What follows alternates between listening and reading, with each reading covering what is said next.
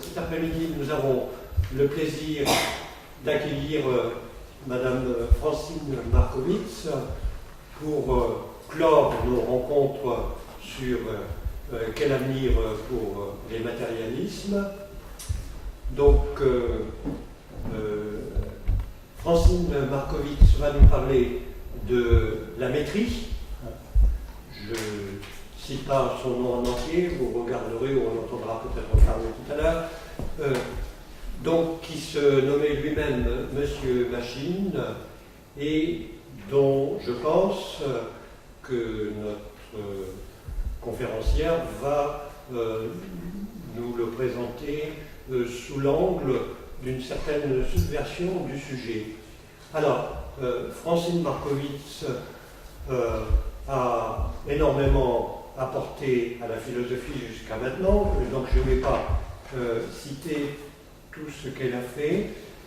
Simplement, je voudrais quand même souligner son grand investissement du côté de la grande édition Corpus, d'auteurs écrivant en langue française, et donc qui correspond à une série de livres, édition qui est maintenant arrêtée, mais qui comprend un grand nombre de livres, et qui surtout est maintenant complétée d'une revue, qui porte également le nom de Corpus, et revue qui contient des textes critiques sur ces textes édités en langue française.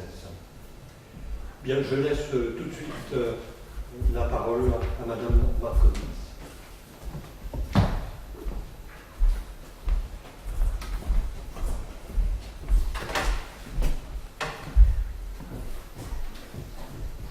Merci, et merci d'abord de m'avoir invité dans cette journée consacrée à l'avenir du matérialisme. J'ai été très heureuse de retrouver les anciennes connaissances, je ne dirais pas les vieilles connaissances, puisqu'ils ne sont pas vieux, mais jeunes. Et j'avoue que quand on m'a proposé de parler du matérialisme, j'ai d'abord pensé à la maîtrise, que j'ai autrefois réédité effectivement dans la collection du corpus des œuvres de philosophie en langue française dirigée par Michel Serres. Et accompagnant cette collection, je me suis investie dans la direction de Corpus Revue de philosophie. Deux choses donc, une collection et une revue. J'avais donc réédité la maîtrise, et ce qui m'a frappé, c'est que tout le monde sait bien sûr que la maîtrise a écrit L'homme machine, mais ce qui m'a frappé, c'est que dans des textes, il y a eu d'ailleurs des polémiques très vives, ça marche pas bien, merci. Je suis plus petite, il faut dire. Merci. Comme ça va? Vous voulez que je plie? Vous m'entendez mieux comme ça? Alors, donc, la maîtrise a écrit L'homme machine, ce que tout le monde sait, mais il a écrit aussi L'homme plus que machine. Il a écrit également l'épître à Mademoiselle ACP ou La machine terrassée.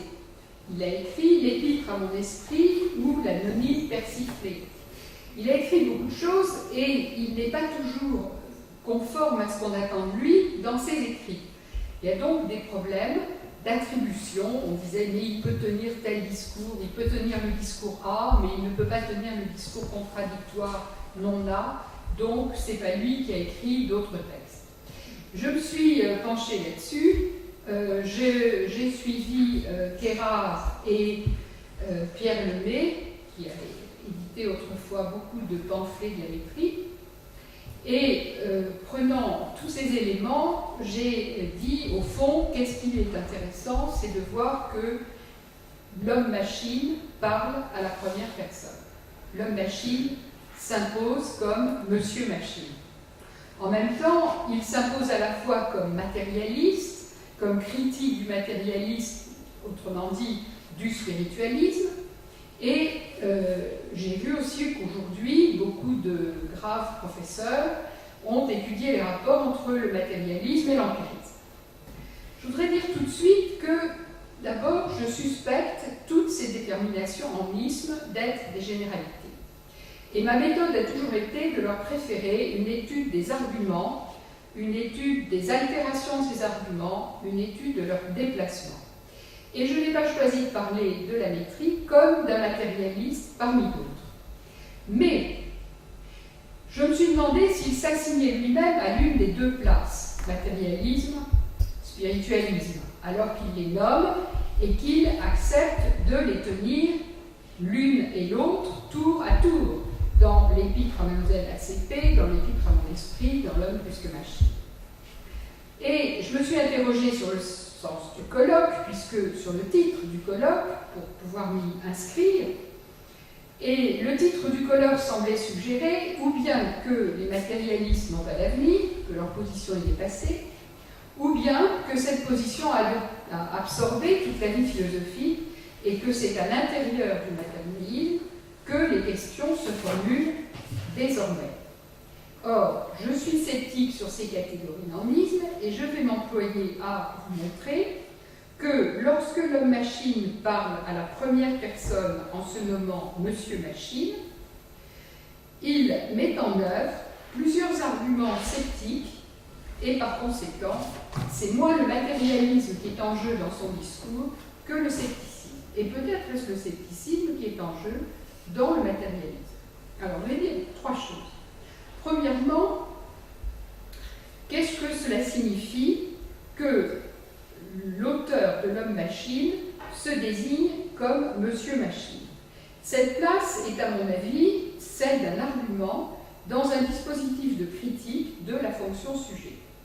Et comme j'ai trouvé ce dispositif de la fonction sujet chez Sextus Empiricus, chez Lamotte-Levayer et chez quelques autres, je vais examiner ce que cela signifie, c'est-à-dire ce que signifie l'inscription de l'énonciateur à l'intérieur de l'énoncé. Pour aller très vite, je dirais que ces textes me semblent manifester une position tout à fait opposée à celle de Kant, à celle d'un sujet extérieur à ses énoncés et normant ces énoncés avec des normes elles-mêmes extérieures au sujet et à l'ordre du discours. Premier point. Deuxième point. J'ai choisi d'étudier le sens des expressions histoire naturelle de l'homme, histoire naturelle de l'âme. Pourquoi?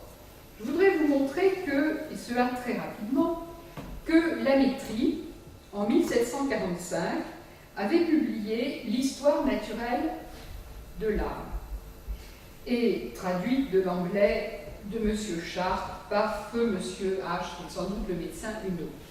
Livre qui est condamné. Il en donne une nouvelle édition en 1747, à laquelle il joint la lettre à la marquise du Châtelet, dont je parlerai dans un instant. Et dans cette nouvelle édition, il joue le rôle du critique du matérialisme. Dans un recueil d'œuvres philosophiques qu'il a publié, donc troisième chose, en 1751, il produit 6 mémoires pour servir à l'histoire naturelle de l'homme. Donc nous trouvons sur cette altération histoire naturelle de l'âme, histoire naturelle de l'homme. Et ce que je veux montrer, c'est que dans les deux cas, il s'agit non pas d'une réduction du spirituel au corporel, pas du tout, mais d'une récusation du dualisme dans son ensemble. Et par conséquent, ce terme d'histoire naturelle de l'âme ou d'histoire naturelle de l'homme, ça signifie qu'on va étudier en termes objectifs la subjectivité comme si elle était un dispositif objectif. C'est-à-dire on va réduire l'intentionnalité subjective et on va essayer d'analyser à la fois les opérations mentales et les opérations morales, les deux, et c'est bien ce qui fait scandale, pour montrer justement qu'on peut démonter le mécanisme et le mettre complètement à plat. Autrefois, j'avais discuté avec des collègues sur la question du mécanisme, parce qu'à l'époque de la Métrie, 1750, il est mort en 51, à l'époque, la question était la lutte entre les cartésiens et d'autre part les leibniziens et les newtoniens. D'un côté, on avait des concepts qui étaient ceux de la quantité de mouvement et du mécanisme statique. De l'autre côté, on avait ce qu'on a appelé la querelle des forces vives, c'est-à-dire il faut penser le mouvement en termes de calcul infinitésimal et il faut penser par conséquent la vitesse et l'accélération en termes de dérivées, d'intégrales, etc. Donc c'était deux mathématiques qui s'affrontaient, deux physiques qui s'affrontaient, et personne à l'époque des encyclopédistes, c'est absolument les mêmes dates que l'encyclopédie, personne à ce moment-là ne peut ignorer la querelle des forces vives. Et cette querelle des forces vives, que j'avais étudiée dans ma thèse il y a 30 ans, dans l'ordre des échanges, cette querelle des forces vives, elle va se présenter, si vous voulez, dans tous les débats de l'époque. Donc, je reviens à ce que je disais. En 1751, la Métrie produit 6 mémoires pour servir à l'histoire naturelle de l'homme. Le premier, c'est l'homme-machine. Le second, c'est le traité de l'âme. Alors, qu'est-ce que c'est que le traité de l'âme? Il a décomposé et recomposé l'histoire naturelle de l'âme. La conclusion devient le discours préliminaire. Il y a 2 longues notes sur le goût et le génie qui touchent à la critique littéraire et qu'il va recomposer. Il va également recomposer, il avait mis des notes dans l'histoire naturelle de l'âme sur les différents philosophes, et il va prendre ces notes et faire un des traités de cette publication, qui sera l'abrégé des systèmes pour faciliter l'intelligence du traité de l'âme. Il n'est pas le seul à faire ça à l'époque, à la même époque. Condillac fait un traité des systèmes, tout le monde le fait. Il ajoute Les animaux plus que machines et l'homme-plante, qui avait été publié précédemment, séparément, et il ajoute le système d'Épicure, qui vient d'un remaniement sur les réflexions philosophiques sur l'histoire, sur l'origine des animaux. Alors, je ne vous donne pas tout le détail, vous trouverez dans tous les dictionnaires, ça n'a aucun intérêt. Mais ce qui a un intérêt, c'est de comprendre que l'histoire naturelle de l'esprit ou de l'âme, c'est une mise à plat, un démontage des mécanismes de celle-ci. Alors, j'ai donc travaillé premièrement sur l'inscription du sujet dans son énoncé, Monsieur Machine. En second lieu, j'ai travaillé sur le sens de l'expression histoire naturelle de l'âme, histoire naturelle de l'homme. Et je pourrais dire que ce que va faire la Métrie, c'est d'échanger les déterminations de l'humain et du naturel, par conséquent de subvertir toute la philosophie augustinienne chrétienne qui reposait sur la différence de statut de l'homme et de la nature. Puisqu'on sait que l'homme s'est écarté des lois divines par le péché. Donc il a une législation particulière dans la nature. Il est, comme dira Spinoza, un empire dans un empire. Alors il y a tout ce travail, appelé matérialiste si ça vous fait plaisir, et par rapport aux élèves, il faut toujours employer des catégories un peu générales pour qu'ils puissent se repérer, mais au fond, voilà ce qui est en jeu. La subversion de cette différence augustinienne entre la nature et l'homme. En troisième lieu, mais je pense qu'on n'aura peut-être pas le temps, mais enfin j'essaierai, je voudrais vous montrer comment tout ce discours de M. Machine, puisque c'était le titre de mon exposé, le discours de M. Machine, comment le discours de M. Machine convoque Pénélope. Dans le dictionnaire de Bell, Pénélope, c'est la philosophie ou la reine des sciences. Et les autres sciences, par rapport à la philosophie, ne sont que ses servantes. Que fait Pénélope? Elle tisse et détisse. Que fait la Métrie? Que fait le sceptique? C'est le discours de Bell, c'est le discours de la Métrie. Il fait et défait ses énoncés. Et dans cette manière de faire et défaire ces énoncés, il y a une thèse philosophique. C'est-à-dire, ce n'est pas une faiblesse, c'est un argument. Alors, j'aurais voulu, évidemment, vous raconter plus au long les péripéties de cette aventure. Et au XVIIIe siècle, au moment où la Métrie publie l'histoire naturelle de l'âme, il y a un jeune homme, un diacre, qui s'appelle François Bruno Tandeau de Saint-Nicolas, qui écrit une lettre sur l'histoire naturelle de l'âme, 1745, où il fustige la Métrie. Et il dit, ce petit Tandeau de Saint-Nicolas, qui est intéressant, pourquoi? Parce qu'il est complètement, je suis sûre que vous n'avez jamais entendu parler de lui, et vous allez me dire, ça ne vaut pas tellement la peine. Et justement, ce qui est intéressant, c'est qu'il traduit une sorte de doxa de l'époque. Il distingue deux types de matérialistes, les spinozistes et les épicuriens. Et les spinozistes sont beaucoup plus dangereux que les épicuriens. Pourquoi ils sont beaucoup plus dangereux?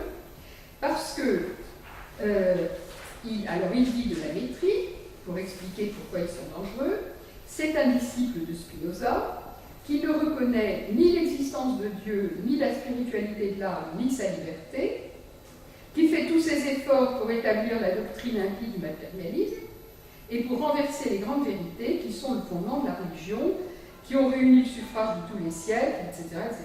Bon. Et pourquoi ils sont plus dangereux? Parce qu'ils n'admettent point de créateur, point de premier moteur distingué de la matière. C'est le Deus sive natura de l'éthique. Point de souverain auteur de l'ordre admirable qui éclate dans l'univers, et quelqu'un qui fait ça peut, à juste titre, être mis au rang des athées. Donc leur thèse, c'est assez spinoziste, dangereux, c'est qu'il n'y a point de Dieu distingué de l'univers. Alors, Épicure est moins dangereux. Pourquoi? Parce que son système repose sur la contingence. C'est l'argument du jeu de dés. Vous lancez un jeu de dés, et si vous comptez un nombre suffisant de coups, des millions de coups, vous finirez par composer l'ordre du monde, ou par composer l'Énéide ou tel autre poème. Donc ce qui est intéressant, c'est que, c'est pour ça que Mallarmé a écrit Un coup de dé, jamais n'abolira le hasard. Ce qui est intéressant, c'est que dans ces conditions, ce n'est pas la personne de Dieu qui est en question. Or, ce qui est en question dans la critique de Spinoza, c'est que Dieu n'est pas personnel. Et toute la première partie de l'éthique qui construit le concept de Dieu est en fait le fait de délier à la pensée un statut personnel. Et c'est vrai de Dieu et c'est vrai de l'homme. Et c'est cela qui mène à l'athéisme. Donc, au fondement, si vous voulez, de l'athéisme ou du matérialisme, il y aurait cette réduction de l'autonomie subjective. Il y a quelqu'un qui a admirablement expliqué ça, c'est Kant. Dans la dialectique transcendantale, quand il fait la comparaison entre les doctrines sceptiques et les doctrines dogmatiques, il montre que c'est là-dessus que porte le débat. Alors, ce qui est important, donc, dans tout cela, c'est que, au lieu de distinguer simplement entre les athées de pratique et les athées de spéculation, comme fera le texte de l'encyclopédie, on travaille sur la réduction par les athées, par les matérialistes, de la personne subjective. Le credo, en effet, solidarise la thèse d'un Dieu personnel, d'une création organisée par une intelligence, et dans l'homme, qui est à l'image de Dieu, une analogie de construction entre le créateur et la créature. Et du point de vue augustinien et du point de vue chrétien, ce sont deux subjectivités irréductibles à une naturelle. Donc le point important, c'est la subjectivité, l'intentionnel. Alors, la deuxième chose à laquelle il faut être attentif dans le discours de Tandeau de Saint-Nicolas, j'ai oublié de vous dire que donc j'avais publié les œuvres de la Métrie dans le corpus des œuvres de philosophie française, pas toutes les œuvres, parce qu'elles sont importantes, mais certaines, et j'avais publié dans corpus Revue de philosophie numéro 5-6 le texte de Tandeau de Saint-Nicolas. Tandeau de Saint-Nicolas dit, vous pouvez donc le lire facilement, il faut donc admettre le progrès à l'infini, ou le cercle éternel de causes et d'effets, dès qu'on ne reconnaît point l'existence d'un premier moteur distingué de la matière. On a dit la thèse d'un premier moteur distingué de la matière. Or, ce que vont faire les matérialistes et ce que va faire la Métrie dans le traité de l'âme, c'est de montrer comment toutes les opérations mentales et toutes les opérations morales s'enchaînent dans une unité de l'âme et du corps, dans une unité de l'esprit et du corps. Et en cela, il reprend, et il le dit clairement, il reprend la formule de Spinoza, l'esprit, enfin, le terme qu'emploie Spinoza, c'est mens, l'esprit et le corps sont une seule et même chose. Donc, ce n'est pas l'idée qu'il y a du corporel qui agit sur les idées, ce n'est pas l'idée que les idées, c'est pas non plus l'hypothèse que les idées agissent sur le corporel, c'est l'idée que c'est la même chose. Et Spinoza dit, unum et idem. Et la Métrie reprend cela sans cesse. Il y a donc, si vous voulez, une critique par les spiritualistes, par Spandau de Saint-Nicolas, une critique de cette position, de l'unité des opérations mentales et morales et des mouvements corporels, une critique de cette unité, car il faut admettre un point où les choses s'arrêtent. Il faut admettre un premier moteur. Ce que je voudrais montrer, si j'en avais le temps, mais j'ai écrit pas mal de choses là-dessus, donc ça peut se retrouver, ce qui est intéressant dans tout ça, c'est que vous avez à la fois, chez les matérialistes, la critique d'un premier moteur distingué de la matière et la critique d'une subjectivité distinguée de la nature. Or, cela est vrai dès l'Antiquité. On écoutait ce matin un exposé sur l'Antiquité. Cela est vrai dès l'Antiquité, et il y a une hypothèse que Bell a mise en évidence, qui est l'hypothèse de Straton, l'hypothèse stratonicienne, que le mouvement est inhérent à la matière. Et ça, c'est une chose que la philosophie chrétienne rejettera sans cesse. Vous aurez donc sans cesse une tension, aujourd'hui on ne dit plus conflit, on dit tension, on est très bien élevé, donc on ne parle pas de conflit, on parle de tension. En fait, c'était des conflits extrêmement violents, et le conflit, c'était entre l'idée qu'il faut s'arrêter dans la régression des causes, il faut s'arrêter à un premier moteur, tandis que les matérialistes ou les stratoniciens disaient il n'y a pas de premier moteur parce qu'il y a toujours des états successifs, et dans ces états successifs, le mouvement est toujours inhérent à la matière.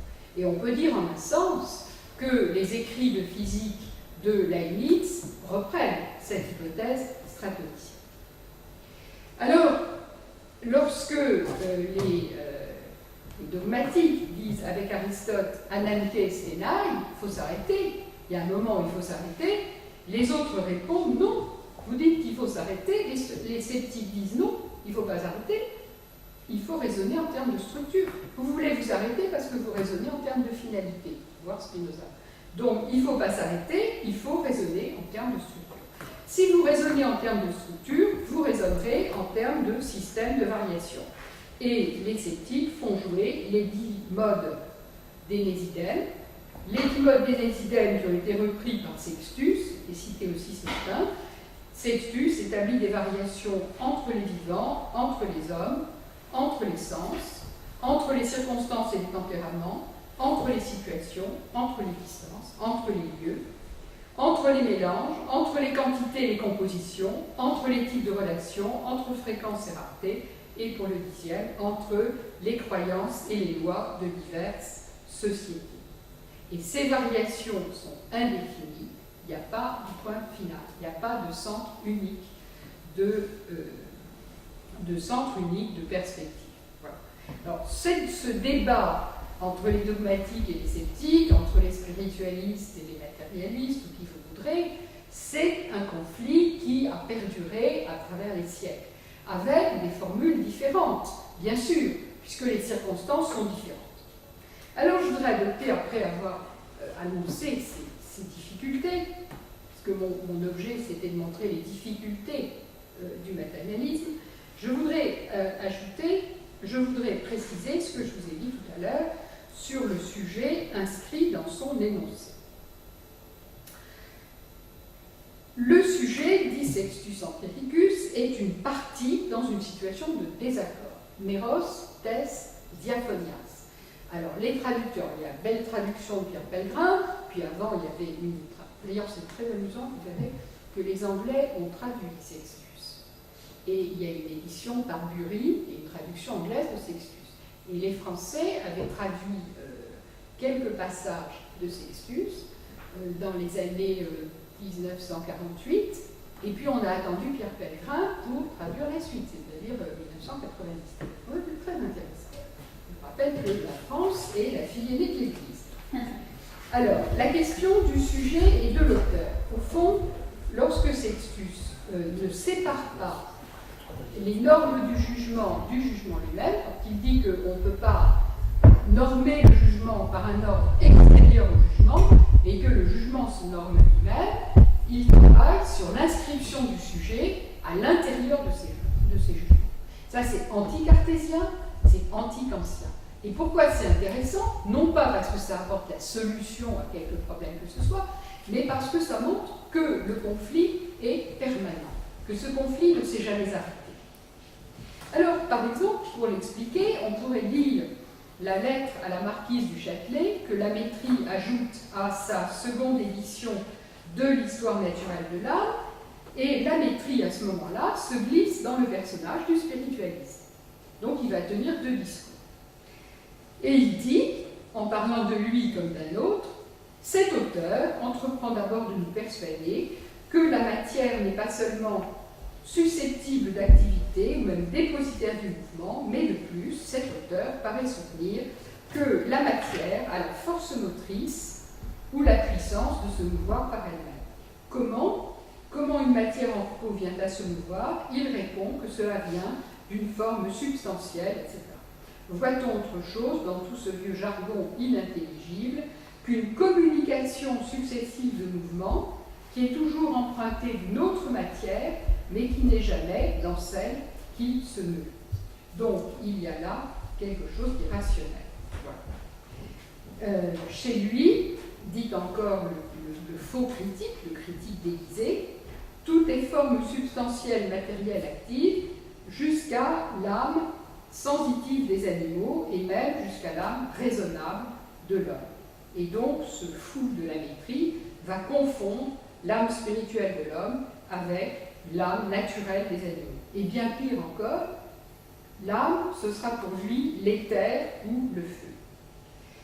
Et dans ces conditions, il va donc employer deux arguments qui sont aussi ridicules l'un que l'autre, mais le but de la Métrie, c'est de tourner en dérision le discours des spiritualistes. Il dit, est-ce qu'on fait un livre comme on porte des fardeaux? Si la pensée est un mouvement, elle est un mouvement local, un déplacement. Parce que le spiritualiste va très calé en physique et qui raisonne comme si on était encore avant la querelle des forces vives, comme si on ne pensait pas des forces, mais uniquement des quantités de mouvements. Alors le pauvre type, il dit, est-ce qu'on ferait un livre comme on porte des fardeaux? Non, donc la pensée n'est pas un mouvement. Dans un autre texte, L'homme plus que machine, il dit, est-ce que la pensée est comparable au mouvement des boulets de canon? Non, sinon il faudrait dire pourquoi les boulets et les bombes ne pensent-ils pas? Et s'ils pensent, leur pensée sera-t-elle divisée de manière qu'il en tombe une ici et une là, etc. Et donc la Métrie, déguisée en spiritualiste, présente leurs arguments d'une manière totalement irrecevable, mais ce qui est irrecevable, c'est que le spiritualiste déguisé, si vous voulez, la marionnette du spiritualiste, elle veut définir la pensée par rapport à des mouvements qui appartiennent à une physique révolue, qui est la physique de la quantité de mouvement, qui est la physique du déplacement, et non pas la physique des forces vives de Leibniz et de Newton. Vous voyez? Donc c'est ça qui est intéressant, c'est que ça repose sur une physique archaïque. Et ce que la Métrie va montrer, c'est qu'on est dans un tout autre registre. Mais ce qui est amusant, c'est que les critiques d'aujourd'hui, que je ne nommerai pas parce que je ne veux pas entrer dans cette polémique et de toute façon j'ai démontré ailleurs, c'est cette difficulté à comprendre qu'un homme puisse tenir deux discours contradictoires et à mettre en relief l'un par rapport à l'autre. Encore une fois, le discours du spiritualiste dans la bouche de la Métrie, il est un discours de marionnette. Il est la marionnette que fait jouer la Métrie. Et cette difficulté à concevoir qu'un homme puisse tenir deux discours contradictoires a engagé un certain nombre de critiques du XXe et du XXe siècle, parce qu'à l'époque on était encore au XXe siècle, à penser que par exemple la Métrie n'était pas l'auteur des deux lettres que j'ai citées, la lettre à Mademoiselle ACP et l'épître à mon esprit, et qui n'était pas l'auteur de l'homme plus que machine. Donc, en fait, le personnage de Monsieur Machine résume dans sa formulation la difficulté des critiques à penser l'identité de l'auteur et à suspecter la notion de personnalité. Et pour citer Montaigne et rendre hommage à celle qui a organisé ces journées, je dirais que, au fond, ce scepticisme a une des formules maîtresses de ce scepticisme, trop peu commentée, c'est que l'énonciateur est logé, dit aussi Montaigne, dans son énoncé. L'énonciateur est logé dans son énoncé. Ainsi, la Métrie se place dans ses écrits comme le donateur dans beaucoup de tableaux de la Renaissance, de l'âge classique. Le donateur se fait figurer dans le tableau. Et la Métrie fait la même chose. Ou si vous préférez, Hitchcock dans ses films. Et ainsi, le nom propre Monsieur Machine est la figure d'un pyrrhonisme moderne.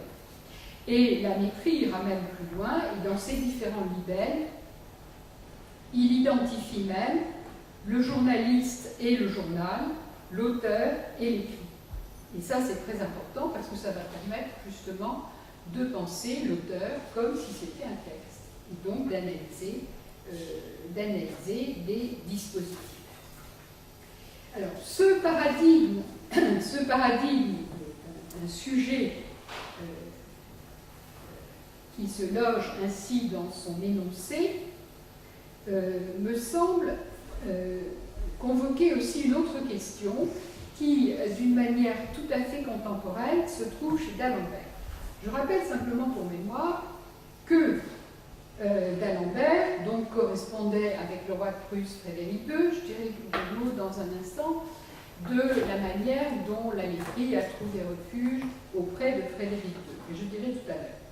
Donc d'Alembert a écrit la chose suivante, et vous allez voir que c'est une critique tout à fait spinoziste du concept de liberté, parce que là, la position de Spinoza sur la liberté, c'est pas l'autonomie du sujet. Pas Kant serait furieux qu'on identifie Spinoza à lui. Donc, d'Alembert écrit, c'est dans les essais, dans les éléments de philosophie, dans l'essai sur les éléments de philosophie, qui ont été republiés par Catherine Kinsler dans la collection du Corpus, et qui reprend des textes que d'Alembert avait publiés dans l'encyclopédie, mais comme l'encyclopédie, comme vous savez, a eu des déboires et qu'elle a été interrompue, il les a repris pour les publier ailleurs. Voilà. Il s'agit de la différence entre causalité et imputation. Autrement dit, est-ce que je suis responsable de mes actes, c'est-à-dire je commets des actes, et ces actes sont rapportés à un agent, et donc ces actes sont attribués à un agent, et ça c'est l'imputation. Est-ce que ça veut dire que l'agent est la cause première de ces actes? Kant dit oui, et nos sceptiques disent non. Alors d'Alembert écrit, j'ajoute un mot quand même, d'Alembert a écrit un éloge de Montesquieu, et vous savez que dans les livres 11 et 12 de l'Esprit des lois, Montesquieu définit la liberté comme ce qui dépend des lois, et non pas comme ce qui institue les lois. J'ai du mal parce que je crois que je vais le manger. Ça doit pas être tout à fait. Donc, d'Alembert écrit un éloge de Montesquieu, et la position de Montesquieu, c'est de montrer que, justement, il n'y a pas de liberté au sens métaphysique, c'est-à-dire il n'y a pas d'autonomie, mais la liberté est toujours un effet des lois. C'est-à-dire la loi vous donne le droit de faire, par exemple, des associations, la loi vous donne le droit d'exercer tel ou tel métier, etc. Donc la loi vous donne de la liberté. Et ce n'est pas le sujet autonome qui fait la loi. Voilà. Et quant au législateur, d'après Montesquieu, livre 29 de l'Esprit des lois, le législateur, c'est un comparatiste qui s'instruit dans l'histoire du droit et qui après donne des lois à sa cité. Mais c'est un travail d'expert. C'est pas le coup du génie, c'est pas le texte de Rousseau. Deux choses tout à fait différentes. Je reprends d'Alembert. Ce serait renverser, ce me semble, l'ordre naturel des idées, de vouloir de vouloir prouver que nous sommes libres, parce qu'autrement les lois seraient injustes. Je dis plus, d'Alembert. On aurait tort de prétendre que si nous n'étions pas libres, il faudrait anéantir les lois. Ce n'est qu'ici, je l'avoue, qu'une spéculation purement métaphysique. On ne va pas se mettre dans les mains des inquisiteurs et autres censeurs. Donc, disons que je fais une spéculation métaphysique sur une hypothèse qui n'existe pas. Prenons soin de dire que mon hypothèse n'existe pas. C'est une manière d'écrire. Mais du moment que vous l'avez nommée, elle existe. Et tout le monde sait à quoi il faut penser. Mais c'est la manière d'écrire au XVIIIe siècle, consiste à dire « Ah, mais cette hypothèse est absurde. Cette spéculation abstraite n'existe pas. » Donc, qu'est-ce qui n'existe pas? Ce qui n'existe pas, c'est ce qu'il va dire ensuite. Fussion assujettie dans nos actions à une puissance supérieure et nécessaire. Les lois et les peines qu'elles imposent n'en seraient pas moins utiles au bien physique de la société, comme un moyen efficace de conduire les hommes par la crainte et de donner, pour ainsi dire, l'impulsion à la machine. Si vous n'étiez pas libre, on aurait raison quand même si nous n'étions pas libres, on aurait raison de nous punir. Voilà. Parce que les théologiens disent, mais si vous n'êtes pas libre, on ne peut pas vous punir. Donc ça prouve que vous êtes libre, puisqu'on vous punit. Alors, il poursuit. De deux sociétés semblables, composées d'êtres qui ne seraient pas libres, celle où il y aurait des lois serait moins sujette au désordre, parce qu'elle aurait, si on peut parler de la sorte, un régulateur de plus. Donc, si nous sommes soumis à une nécessité, ça ne nous empêche pas de commettre des actes. Et ces actes seront jugés injustes, et nous serons punis. Et ce sera un régulateur de plus. Donc, ça consiste à penser la fonction de la justice, non pas du point de vue d'une norme universelle révélée par Dieu aux hommes, ni d'une norme universelle que nous porterions dans nos cœurs. Ça veut dire simplement, c'est des problèmes de régulation. Si vous avez un moulin, dans un moulin, il y a un régulateur pour qu'il n'y ait pas trop de grains à la fois et pour que vous ayez toujours vos engrenages qui produisent de la farine, un rythme régulier. Eh bien, les peines dans une société seraient comme un régulateur. C'est gonflé de faire ça, hein, en 1760. Bon. Donc, dans ces conditions, on peut faire cette hypothèse qu'il ne peut pas être envisageable de penser que nous sommes soumis à une puissance supérieure. C'est-à-dire que nous sommes contraints à faire tous nos actes. Mais cette hypothèse fictive peut nous permettre de comprendre que la fonction de la justice, c'est d'être un régulateur. Voilà. Alors, je voulais insister sur ces éléments parce que ils vont nous conduire au second volet de mon exposé. Alors, j'ai commencé à 10 à peu près au cas, enfin, je dirais plus rapidement. Le second côté de mon exposé portera sur la réduction des dispositifs moraux, c'est-à-dire la réduction de la croyance en une universalité des normes. Mais ce n'est pas simplement ça qui est en jeu, ce qui sera en jeu, c'est tout l'édifice théologico-métaphysique de la disjonction entre la raison et la passion et de la disjonction entre les normes et la désobéissance aux normes. La Métrie insiste sur le renversement éthique de la recherche, parce que le point de vue de l'éthique, c'était, pour tous les dogmatiques, la recherche du bien la constance du sage. Et la maîtrise va travailler sur une sorte de dialectique du plaisir, sur une métaphysique de la volupté. Alors, pour cela, il y a plusieurs textes. Il y a le discours sur le bonheur, dont John Falvey a donné une édition critique. J'ai oublié de vous dire tout à l'heure, à propos du traité de l'âme, que Theodor Verbeek avait donné, il y a je ne sais plus combien d'années, une édition critique du traité de l'âme. Donc il y a des éditions critiques de certains de ces textes. Donc, le discours sur le bonheur, la Vénus métaphysique dont on soupçonne qu'elle est une traduction en français d'une traduction allemande d'un texte de la Métrie perdu, et il y a d'autre part la volupté, l'école de la volupté et l'art de jouir. Alors, que dit-il dans ces différents textes?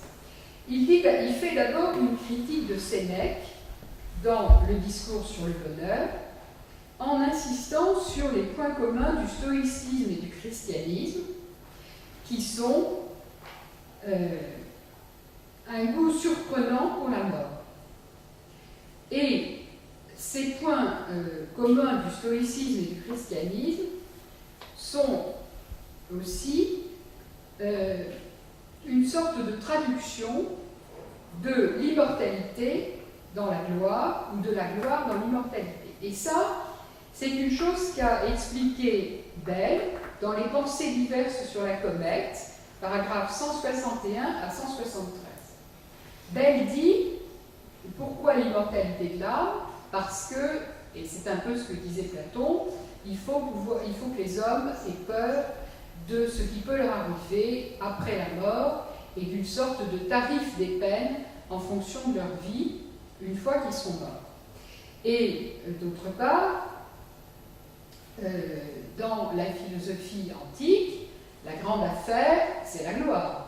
C'est à tel point que Achille, dans l'Air, dit « J'aimerais mieux être comme un paysan attaché à sa charrue que d'être un héros et d'être mort. » Mais cette phrase même montre quelle est l'importance de la gloire pour le héros d'Homère et pour les Grecs en général. Alors, que dit Bell? Bell dit qu'il y a deux systèmes. Ou bien vous croyez en l'immortalité et vous pensez que Dieu vous punira après la mort. Ou bien vous croyez dans la gloire et c'est l'humanité qui portera votre mémoire après votre mort. Mais au fond, dit Bell, ce sont deux systèmes équivalents. C'est très fort. C'est comme je disais ce matin dans une intervention tout à fait intempestive, c'est la question de la fonction de ce discours. Qu'est-ce qui est important? C'est de perdurer. Alors il y a deux façons de perdurer, ou bien du point de vue de l'immortalité de l'âme, ou bien du point de vue de la gloire. Ça ne veut pas forcément dire qu'on croit en l'un ou en l'autre, mais ça veut dire que Bell a établi comme un système de traduction.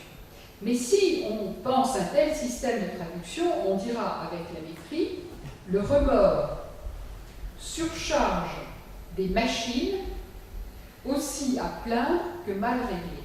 Donc si nous agissons mal, c'est que nous sommes mal réglés. Et donc il faut plutôt nous plaindre, et dans ces conditions, ce qu'il faut réduire, il faut réduire le remords. Le remords est une passion inutile.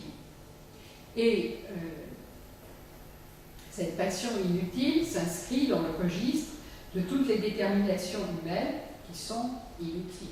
Alors, vous voyez, critique de la liberté comme autonomie, critique de la loi comme régulation. Et on pourrait comparer le texte que je vous ai lu de Laharzer il y a un instant à une lettre que, 10 ans plus tard, il écrit à Frédéric II, et dans laquelle il cite exactement la lettre 58 à Schiller. Et il dit, et le roi lui répond qu'il est entièrement d'accord avec lui, mais simplement ce n'est pas un discours qu'il faut tenir au peuple. Et là, vous allez voir arriver autre chose, c'est-à-dire une théorie du discours politique qui n'est pas un discours qu'on tient au peuple. Alors, ne me dites pas que ces gens-là ne sont pas démocrates. On est entièrement d'accord. Ils ne sont pas démocrates, pas du tout. Mais c'est ça qui est intéressant. C'est la forme de leurs arguments. On n'est pas là pour juger à la manière anglo-saxonne si la Métrie est politiquement correcte. La Métrie s'aligne sur Machiavel, sur Gabriel Naudet, sur des auteurs qui pensent qu'il y a un discours qu'il ne faut pas tenir au peuple.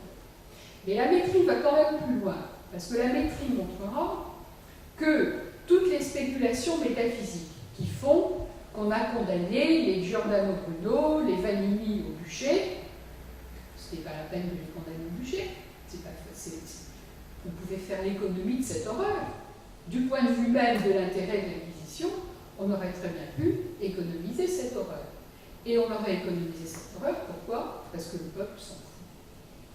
Allez, place de la Concorde, et expliquer au peuple que l'âme n'est pas immortelle. Il s'en fout. Il s'en fout, il ira à ses affaires, il ira vendre son vin, on a bu d'excellents vins un petit.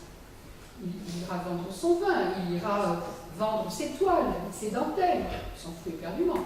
Donc, ce que dit la maîtrise dans le discours préliminaire, c'est ça. Dites ce que vous voulez sur la place publique, qu'importe. C'est ce mot « qu'importe » qui est important. Alors, dans la correspondance avec Frédéric II, utilisant la même image et le même argument que Spinoza dans la lettre 58 à Schiller, d'Alembert dit, j'ouvre les guillemets, si les pierres savaient qu'elles tombent et si elles y avaient du plaisir, pourquoi les pierres n'auraient-elles pas de plaisir? Elles croiraient tomber librement, parce qu'elles tomberaient de leur plein gré. Mais je ne pense pas, sire, que même dans le système de la nécessité et de la fatalité absolue, qu'il me paraît bien difficile de ne pas admettre, les peines et les récompenses soient inutiles. Ce sont des ressorts et des régulateurs de plus nécessaires pour faire aller la machine et pour la rendre moins imparfaite. Il y aurait plus de crimes dans un monde où il n'y aurait ni peine ni récompense, comme il y aurait plus de dérangements dans une montre dont les roues n'auraient pas toutes les dents, n'auraient pas toutes leurs dents. Voilà. Et Frédéric lui dit qu'il est tout à fait d'accord. Voilà. Alors, abordons les autres textes. Pourquoi? Parce que je voudrais vous montrer que dans l'art de jouir, dans la volupté, l'école de la volupté ajoute, l'école de la volupté ajoute quelques déterminations à la volupté, mais il n'y a pas une grande différence. En revanche, il y a beaucoup d'énoncés communs, et ce qui fait que certains critiques contemporains se sont complètement plantés, parce qu'ils s'imaginent que les deux textes ils disent la même chose. Parce qu'il y a des morceaux communs qui disent la même chose. Hein, bon. Alors, ben non, justement pas. Malgré ces passages communs, et de la même façon dans l'homme-machine et dans l'homme plus que machine, il y a des passages communs. J'ai fait la démonstration, je donnerai la référence si ça vous amuse, que justement ces passages communs correspondaient à une mise en scène de la maîtrise. Mais c'était le même la maîtrise dans les deux cas. Alors, il y a deux ordres de composition. Il faudrait montrer que la volupté est un véritable poème en prose. Il énumère Voltaire, Chaulieu, Racine, Montesquieu, Virgile, Pétrone, Saint-Évremont, Fontenelle, Voltaire, et même Montesquieu, qui était l'auteur du Temple de Cnil, et le grave Montesquieu, président du Parlement de Bordeaux, n'avait pas hésité à écrire des textes libertins. J'ai écrit un livre sur Montesquieu, si ça vous amuse, on regardera. Donc, ce qui est intéressant, c'est que la volupté est d'abord une évocation des auteurs de la littérature libertine. Alors, je vous renvoie aux savantes études de René Pintat sur ce qu'il appelle le libertinage érudit. Mais en fait, le libertinage érudit, ça veut dire le libertinage de la pensée, et pas forcément, ça peut aller avec le libertinage des mœurs, parce qu'il peut y avoir un peu de débauche, un peu d'homosexualité, un peu de sodomie, tout ça, toutes choses très graves condamnées par l'Église, mais l'important, c'est la liberté avec laquelle on traite des textes. C'est pour ça qu'on dit libertinage érudit. Et voilà ce qu'écrit la maîtrise. Il montre que l'esprit de la volupté et le plaisir de l'esprit se joignent dans un art d'écrire, et cet art d'écrire est peinture, narration, ce ne sont pas les traités sur le plaisir. C'est pas la lettre à Ménécée, c'est pas les traités sur le plaisir. Mais ce sont des peintures, des narrations. Mais dans cet art d'écrire, il faut remarquer qu'il y a esquive, une science de la retenue, et la maîtrise dit, ceux qui veulent faire sentir la volupté dans leurs écrits doivent sentir eux-mêmes par quelle inévitable adresse on dit mieux les choses en les supprimant. Comment on irrite les désirs en aiguillonnant la curiosité de l'esprit sur un sujet en partie couvert qu'on ne devine pas encore et qu'on veut avoir l'honneur de deviner. Par quel séduisant prestige, par quel art de faire soupirer pour des attraits galamment cachés, la volupté s'embellit et semble recevoir des grâces piquantes comme la beauté même. Je parle belle, conclut la maîtrise, comme aux écrivains. Et la véritable volupté, c'est le plaisir d'attendre. Alors, l'importance de cette littérature, c'est de faire apparaître le plaisir comme la quintessence de l'esprit, c'est-à-dire de subvertir complètement le rapport entre raison et passion. La rationalité ici, c'est un art. C'est pas le dogmatisme d'un traité, c'est pas la démonstration, c'est l'art de différer, de faire deviner, etc. Et ça veut dire que la maîtrise joue du double sens du spirituel. Le spirituel, c'est à la fois la spiritualité, c'est-à-dire l'immatérialité, et le mot d'esprit. Et si on était en train de parler allemand, on dirait Geist et Witz. C'est-à-dire qu'il y a deux registres. Or, que va faire la maîtrise? C'est de montrer que l'imagination met le prix à tout, c'est-à-dire de remplacer, si vous voulez, le prestige de la raison par le prestige de l'imagination, de telle sorte que, comme l'imagination met le prix à tout, la sensualité devient une divine jouissance. Mais qu'est-ce qu'il y a de divin dans tout cela? C'est cette dialectique du plaisir qui a subverti la métaphysique du péché, la métaphysique de la sensualité, la métaphysique de la concupiscence. Donc on a une sensualité qui a subverti la concupiscence. Et ça, c'est très fort. Et ça va se jouer dans les deux textes, c'est-à-dire dans l'un des textes, on a une sorte de défilé de toutes les situations d'amour selon tous les écrivains que j'évoquais tout à l'heure, mais surtout ce qui va apparaître au premier rang, c'est que la volupté a une école, c'est-à-dire que la volupté, ce n'est pas le plaisir immédiat. Deuxièmement, la jouissance est un art. Et même quelqu'un j'ai toujours pensé que c'était complètement idiot, de faire de la Julie de la nouvelle Héloïse de Rousseau une dévote. Dévote. C'est elle qui dit, c'est son amant, Saint-Preux, qui dit que longtemps elle n'aima la vertu que comme une volupté. Alors, faites-en une dévote après ça. Donc, l'idée est celle d'un art de jouir. L'idée est que le plaisir n'est pas inévitable. Alors, quand l'Église opposait le plaisir du débauché comme plaisir bestial au plaisir de l'âme spirituelle, ça c'est quelque chose qui est complètement subverti par ce que la maîtrise appelle, et je crois que j'ai été la seule à le commenter, je ne sais pas que je m'en vante, mais je trouve que c'est quand même intéressant du point de vue de la sociologie de l'histoire de la philosophie, la métaphysique de la tendresse. La maîtrise écrit cette formule, la métaphysique de la tendresse. C'est-à-dire qu'il subvertit complètement l'opposition du désir animal, entre guillemets, et du plaisir spirituel. Mais il n'y a pas de plaisir animal, pourquoi? Parce que le plaisir de l'homme est toute une dialectique de la tendresse. On ne sent d'une façon exquise, dit la maîtrise, qu'à force d'esprit. Et Casanova, qui s'y connaissait un peu, dit « Je fus bien fâché de ne pas l'avoir connu, il était savant et d'une gaieté outrée, etc. » Donc, Casanova rend justice à la métrie. Alors, dans l'art de jouir, la différence, c'est que, au lieu de suivre les traces de ces beaux esprits, on va travailler sur des situations qui seront traitées comme des paradigmes.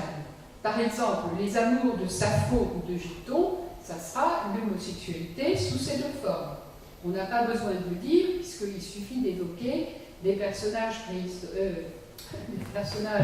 mythologiques, Sappho et Giton, pour qu'on sache de quel amour il s'agit. Autre sociologie, la prude et la coquette. Autre sociologie encore, l'amour des enfants. Ne me dites pas que c'est la pédophilie. Vous comprenez ? C'est-à-dire que toutes les catégories sont tout à fait... Je sens que les murs de cette auguste maison en tremblent un peu. Enfin, c'est pas de ma faute. Prenez-vous-en à la maison. Alors, qu'est-ce qui est en jeu ? Des situations. L'amour de Pygmalion pour une statue, etc. Et ainsi, les relations et les situations sont traitées comme des paradigmes. Mais qu'est-ce que ça veut dire ? Ça veut dire que l'énumération des exemples donne des règles.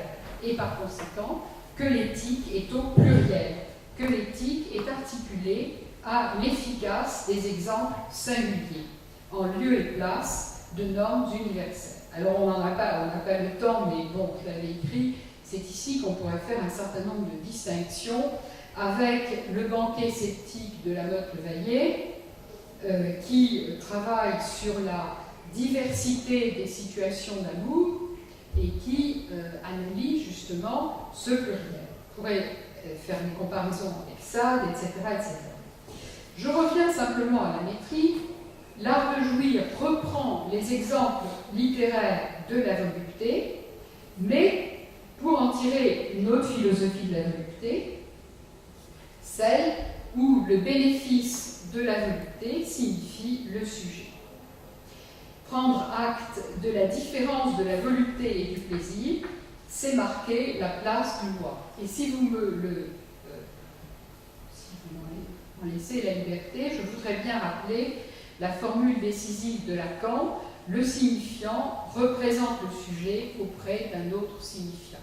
Et le signifiant, ce serait ici la volupté, c'est-à-dire la volupté représente le sujet auprès d'une autre volupté, c'est-à-dire que la place du sujet, c'est la place de la volonté. Donc, au-delà de l'expérience du médecin, au-delà aussi des questions sur l'immortalité de l'âme, il y a une double variation des normes et du moi. Cette variation transforme les normes en exemples et défait le moi en état imperceptible. La métrie a écrit en 1737 un texte qui s'appelle le Traité du vertige. Pourquoi ? Parce qu'il était médecin des armées et il a donc pu constater comment les blessures défaisaient l'unité du moi, l'unité de l'homme, et comment la conscience, par conséquent, était fonction de ces blessures. Et ce qui est intéressant, c'est qu'il fait la même analyse sur l'amour, en disant que l'amour est une sorte de catalepsie. Et que par conséquent, ce qui l'intéresse autant sur le champ de bataille dans les évanouissements des membres que dans la catalepsie et la jouissance amoureuse, ce qui l'intéresse, c'est la perte des limites de la conscience, ce qui rejoint l'argument que je développais au début sur la critique de la subjectivité.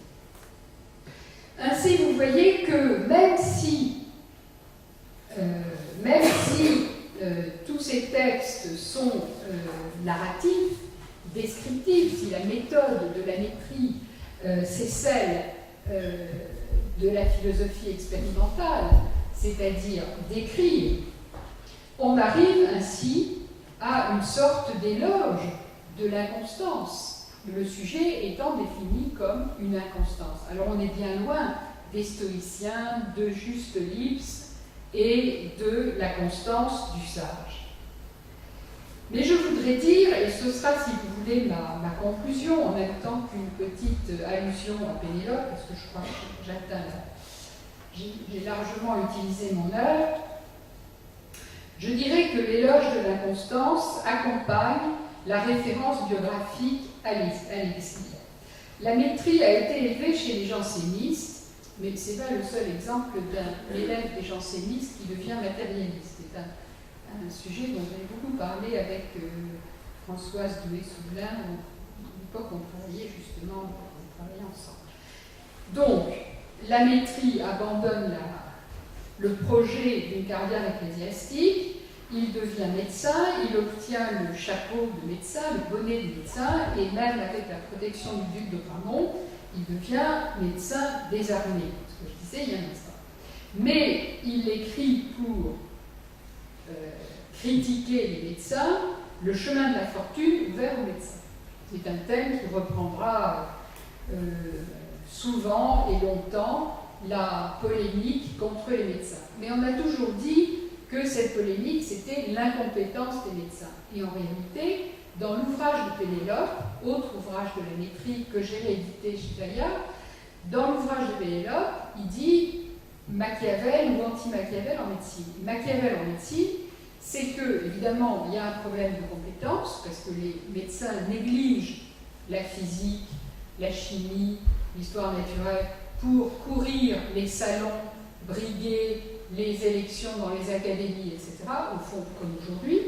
Et donc, ce que fait la métrie, c'est de dénoncer le pouvoir d'un corps de docte. Et pour cela, il se sert du personnage de Tartuffe. Comme Molière s'était servi du personnage de Tartuffe pour montrer comment il peut y avoir au sein des familles une sorte de commissaire qui est ce dévot qui espionne tout ce qui se passe dans une famille. Et le médecin, étant au courant de toutes les grossesses illicites, de toutes les naissances illégitimes, etc., est dans le secret des familles, d'où son pouvoir. Et ce que la métrie critique, c'est le pouvoir d'un corps.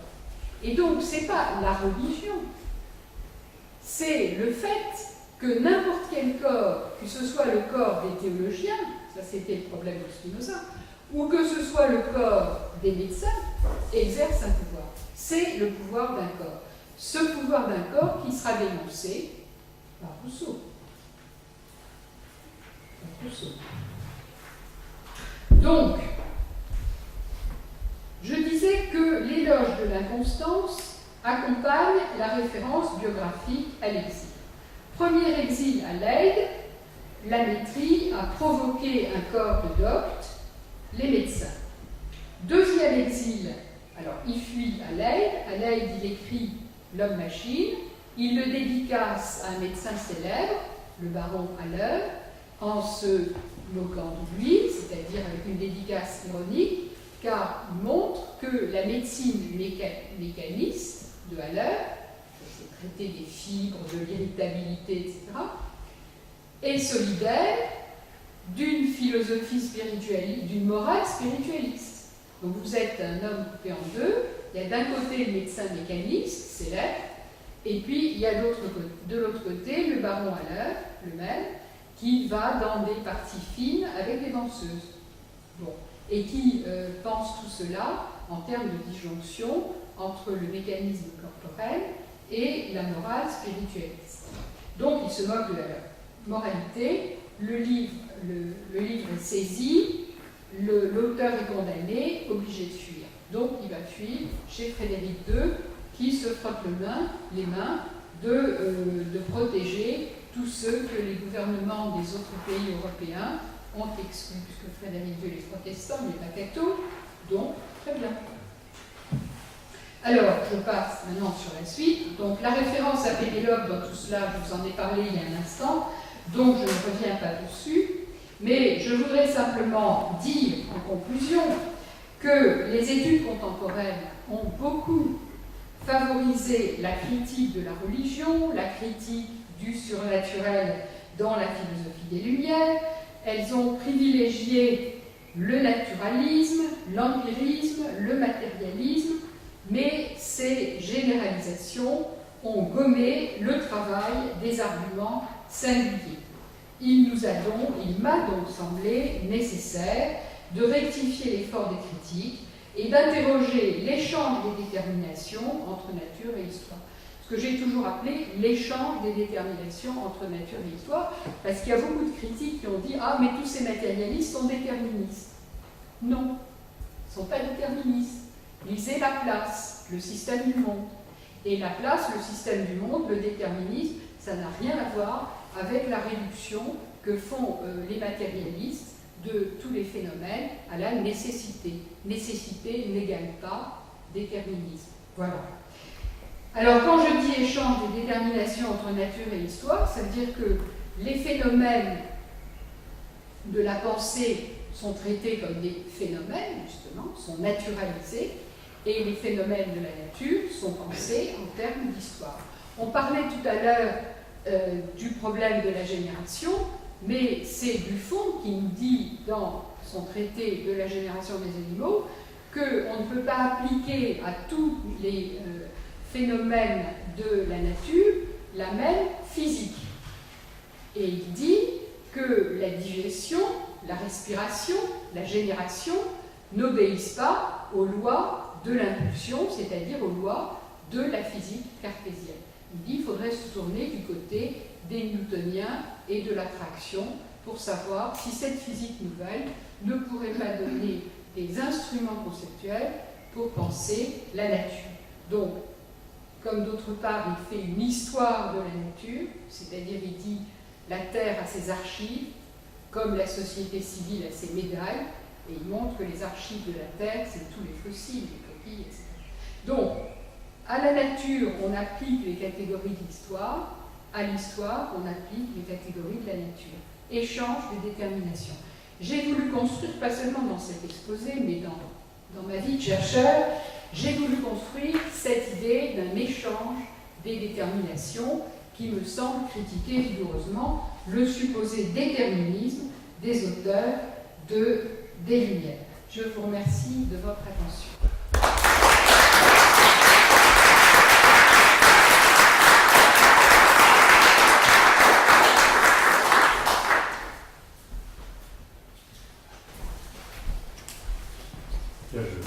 Je vous remercie beaucoup pour cette intervention. Je me mets où ? Je reste ? Oui, on va rester là. Et donc, est-ce qu'il y a des questions ? J'ajoute que je suis à votre disposition si vous voulez des précisions sur cette collection de livres dont j'ai parlé et sur la revue qui l'accompagne. Eric ?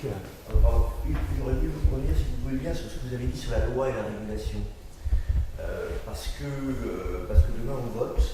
Ah oui, Paraît-il. je n'ai pas oublié. Et en vous écoutant, je me posais la question quand même de. Vous avez employé l'expression faire aller la machine. Oui. Et est-ce qu'on n'est pas aujourd'hui, justement, dans un monde où la seule préoccupation, c'est de faire aller la machine? Et est-ce que justement, les échos qu'on a aujourd'hui de ce genre d'expression ne vient pas rétroactivement nous interroger sur la méthode? Non, parce que je pense que, un, ils n'ont pas lu Spinoza, deux, ils n'ont pas lu d'Alembert, et trois, faire aller la machine, c'est péjoratif, parce qu'ils opposent la machine et le spirituel. On est toujours dans le dualisme. Le dualisme, c'est quelque chose dont on ne se défait pas. Ça fait partie de nos institutions, finalement. Alors, qu'est-ce qui est intéressant avec ces philosophes, c'est qu'ils secouent le dispositif et qu'ils montrent que nous sommes des machines. Nous sommes construits comme des machines.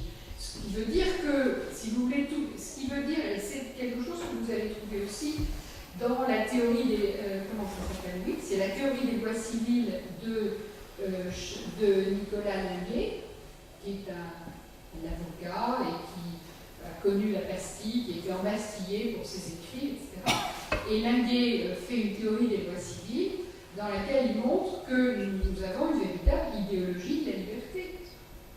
Il dit, vous voulez émanciper les gens en supprimant les corporations, vous supprimez tout système de protection pour eux. Alors, qu'est-ce que c'est que cette liberté? C'est ce dont se caractérisent les classes aisées. Et il disait ça en 1767.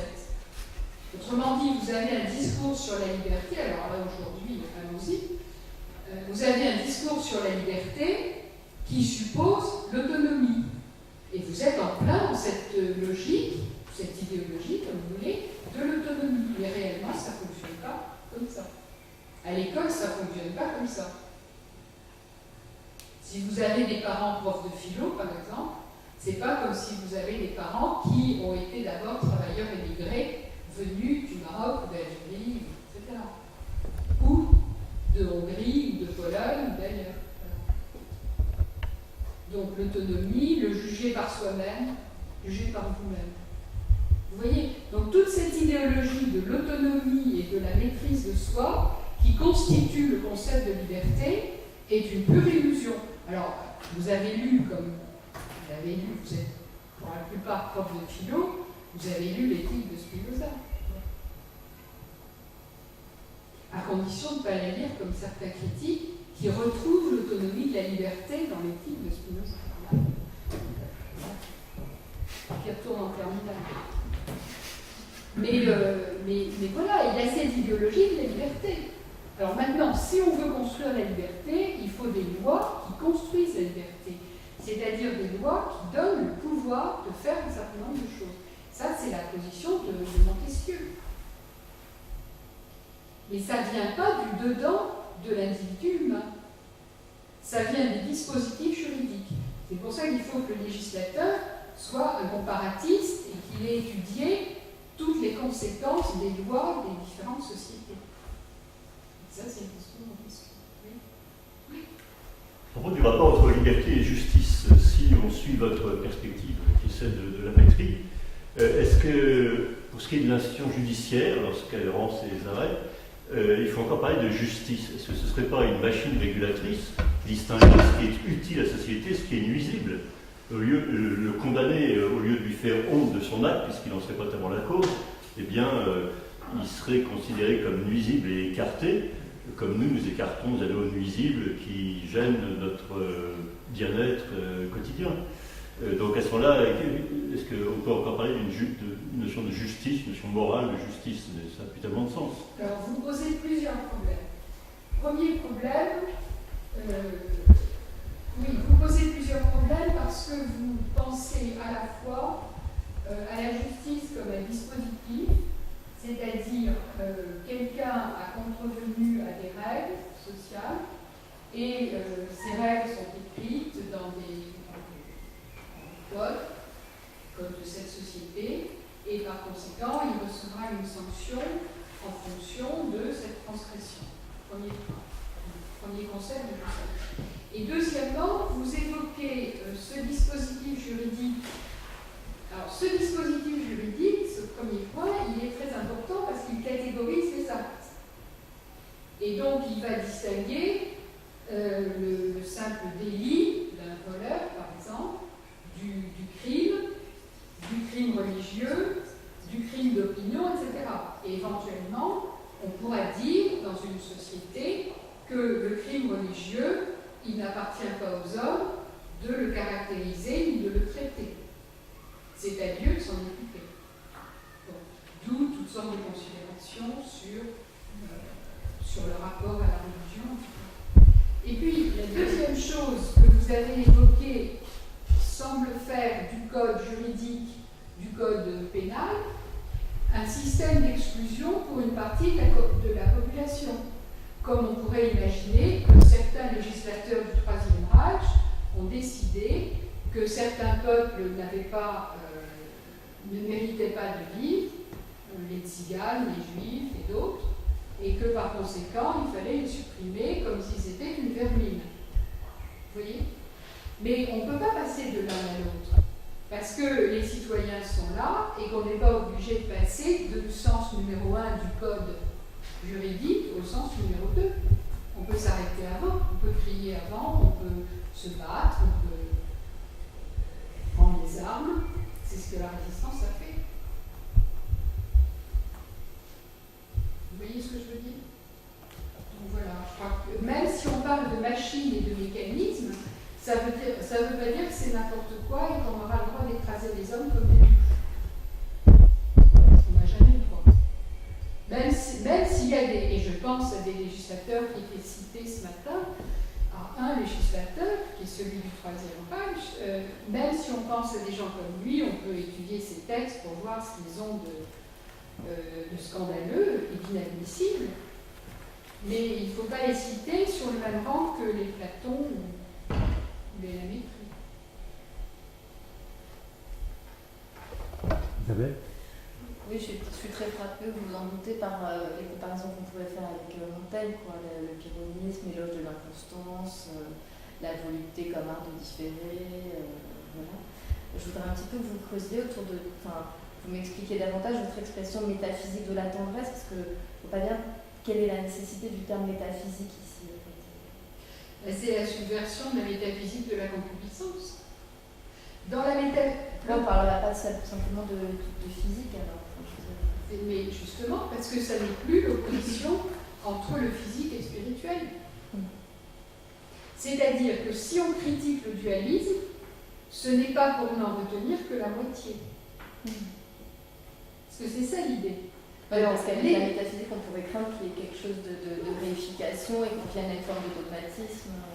La métaphysique est un terme assez couramment employé, mais là aussi il n'y a pas beaucoup de commentaires là-dessus. Beaucoup d'auteurs, dont D'Alembert dit, tous les D'Alembert, d'une part, d'autre part des grammairiens comme Dumarsais, écrit les articles de l'encyclopédie de la lettre A à la lettre G, bon après il est mort, c'est Gauzet et Marmontel qui ont fait la suite, mais en tout cas, ce sont des gens qui disent que toute science a sa métaphysique. Seulement, ce qui est intéressant, c'est le possessif. Toute science a sa métaphysique.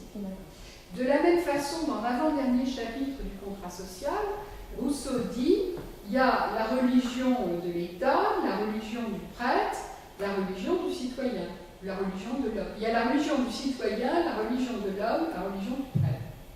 La religion du prêtre, c'est la religion du corps du prêtre. Donc c'est un pouvoir qui se conforte, qui s'appuie sur la religion. La religion du citoyen, c'est dans l'Antiquité le fait que les dieux de la cité, c'est comme les lois de la cité. Donc il n'y a pas de raison de distinguer les lois de la cité et les dieux de la cité. Ça fait partie du même dispositif. Et la religion de l'homme, c'est ce que le christianisme a introduit, un statut contradictoire. Puisque l'homme est soumis à la fois aux lois de sa société et aux lois de l'Église. Et qu'entre les deux, il est très malheureux parce qu'en général, il y a contradiction. Par exemple, quand vous faites la guerre, contradiction. Donc, si vous voulez, il y a au XVIIIe siècle, c'est pour ça que je dis qu'il faut vraiment une méthodologie qui renouvelle les choses. Il y a au XVIIIe siècle un travail extraordinaire sur le déterminatif. Par exemple, la religion de. C'est pas la critique de la religion, comme dit Cassirer, Hazard et tout le monde. Non, c'est pas la critique de la religion, c'est la critique de la religion du prêtre. Donc ce deux, il doit être examiné.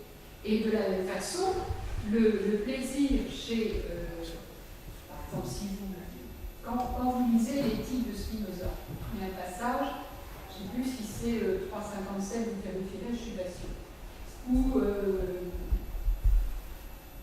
Spinoza dit le désir du cheval, c'est pas le désir de l'homme. Quand un cheval désire une jument, ben, c'est pas le même désir que quand un homme désire une femme. Qu'est-ce que ça veut dire? Ça veut dire qu'il ne peut pas y avoir de désir bestial chez l'homme. Alors, qui est-ce qui dit qu'il y a du désir bestial? Je vous demande. Qui? C'est l'Église. Justement parce qu'on va opposer sans cesse le règne du péché, qui est aussi le règne de la grâce, c'est le règne de l'homme, et le règne de la nature. Donc quand le bouc et la brebis se désirent, ça n'a rien à voir avec le fait qu'un homme désire une femme. Donc c'est cette métaphysique de la tendresse qui jouerait comme subversion des normes traditionnelles. Tout à fait. Et tout à fait. Comme subversion des normes chrétiennes de la proposition du péché. Mais seulement c'est systématique. Ce qui est intéressant dans le texte, alors il le dit sous une forme extrêmement poétique, on dirait que ce sont deux poèmes en prose, l'art de jouir et la volupté. Mais en fait, il vous dit, mais jouir, mais il vous dit, quelque chose qui s'apprend. Alors, lisez Diderot la lettre sur les aveugles, et Diderot vous dit, sentir, ça s'apprend. C'est pas immédiat. Donc, c'est pas l'immédiateté d'une physique ou d'une mécanique. C'est toutes les médiations de la pensée inscrites dans la sensibilité. C'est le rattachement du sensible au spirituel. Ben, c'est pas le rattachement, c'est ni l'un ni l'autre. C'est autre chose. Le sensible et le spirituel, c'est le dualisme. Alors vous pouvez décliner le dualisme de Descartes, le dualisme de Kant, le dualisme de Leibniz, tout ce que vous voulez. Mais ce sur quoi s'appuie la maîtrise, c'est Spinoza. L'âme et le corps sont une seule même chose. L'ordre et la connexion des idées est le même que l'ordre et la connexion des choses. Donc le début de la seconde et de la troisième partie. Et il le dit et il le répète. Donc, vous faites à ce moment-là une autre métaphysique. Si vous ne voulez pas que ça s'appelle une métaphysique, appelez ça philosophie. Mais lui, il dit une métaphysique de la tendresse. Et une métaphysique de la tendresse, vous allez la trouver dans tous les romans. Lisez le Marivaux, lisez le théâtre de Beaumarchais, c'est-à-dire l'art de deviner l'autre, l'art d'anticiper, l'art de déjouer, etc. Et donc il y a toute cette stratégie du rapport entre les hommes et les femmes, ou entre les hommes ou entre les femmes, toute cette stratégie du désir, elle est une métaphysique de la tendresse. Parce que j'ai pas mal travaillé sur la question de ce que j'ai appelé l'érotique de la contrariété comme art de dresser les obstacles avec toutes les stratégies. Et je m'interrogeais un peu sur l'héritage de la maîtrise par rapport à ça, via la Motte-le-Valier, tout ça. Alors la Motte-le-Valier, c'est pas la métaphysique de la tendresse. La Motte-le-Valier, c'est le 10e mode de Sextus Empiricus, c'est-à-dire toutes les variétés d'amour entre les différentes sociétés humaines, entre les différents individus d'une société, entre les hommes et les animaux, etc. etc. Donc, c'est des systèmes de variation.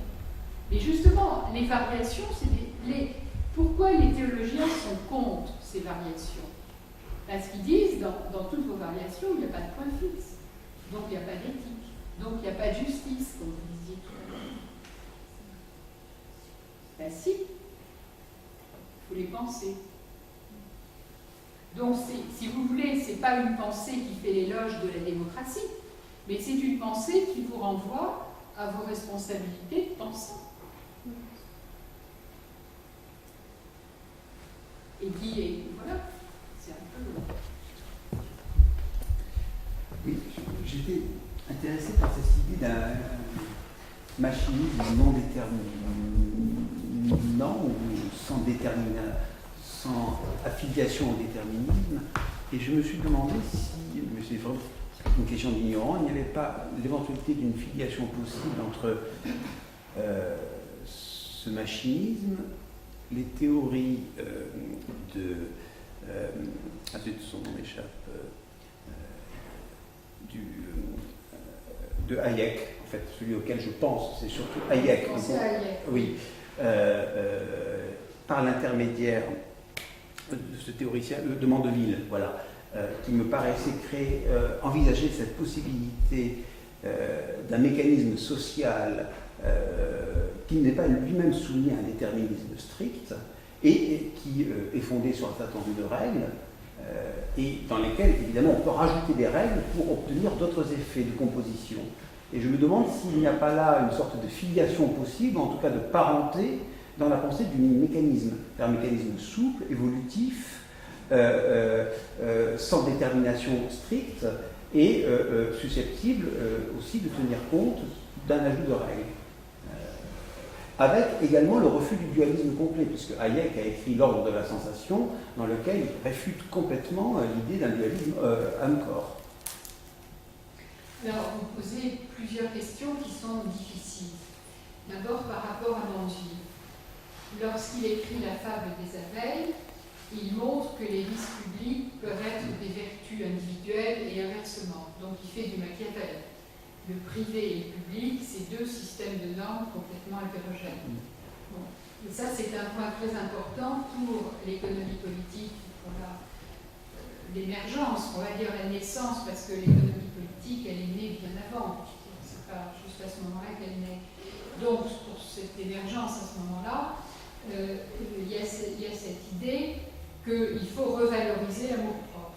Donc les théologiens se fassent à l'idée que l'économie politique, ça repose sur l'amour-propre, l'amour de soi, le désir de s'enrichir, donc il faut que ça cesse d'être des péchés. Donc, si vous voulez, dans le contexte de l'envie, c'est ça l'idée.